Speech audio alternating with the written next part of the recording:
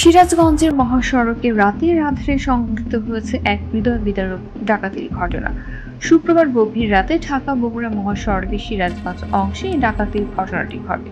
প্রত্যক্ষদর্শীদের তথ্য মতে একটি প্রাইভেট কার থামিয়ে দুর্বৃত্তরা যাত্রীদের ওপর হামলা চালায় এবং মূল্যবান মালামাল ছিনিয়ে নেন। মহাসড়কের মাঝপথে কয়েকজন লোক প্রাইভেট কারকে ঘিরে ধরছে এবং এক ব্যক্তি হাত উঁচু করে সাহায্যের জন্য আহ্বান করছেন। ঘটনাস্থলে কোনো পুলিশ সদস্য বা টহল দেখা যায়নি। এলাকাবাসীর অভিযোগ, রাতে মহাসড়কে পুলিশ টহলে না থাকায় এই ধরনের অপরাধ দিন দিন বেড়ে চলেছে। একজন সাধারণ পথচারী জানান, রাতে এই রাস্তাতে চলাচল করা এখন ভয়ঙ্কর।